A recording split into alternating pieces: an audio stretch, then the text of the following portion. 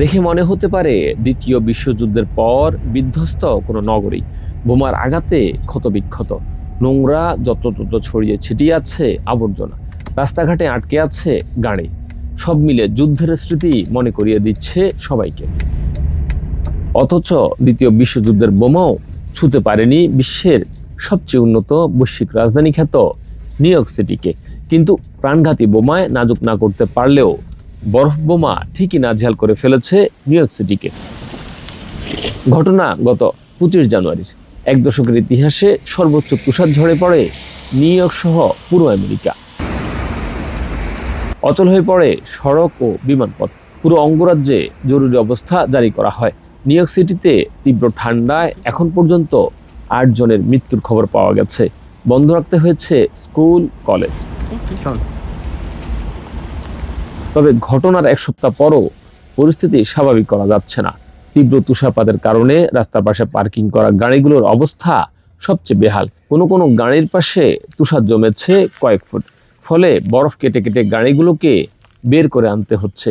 বরফগুলো ফেলতে হচ্ছে প্রধান সড়কে। স্যানিটেশন ডিপার্টমেন্ট এসে আবার সেগুলোকে রাস্তার পাশে ফেলছে।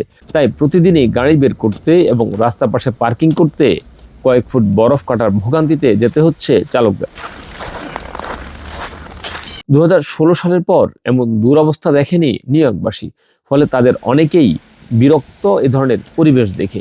আবার অনেকে মনে করছেন বরফের দেশে থাকতে গেলে এটাই স্বাভাবিক। এটা মোটামুটি 60% বাধাগ্রস্ত হইতেছে। মনে করেন যে বাধাগ্রস্তের কোনো শেষ নেই। আর মনে হয় যে মানুষ অনেক কষ্ট করে মনে হয় যে কাজে যেতে হয়। আর অনেকে কাজ বন্ধই করে দিছে। এই স্কুল, কলেজ এগুলি তো টোটালি বন্ধ এই আইসের কারণে।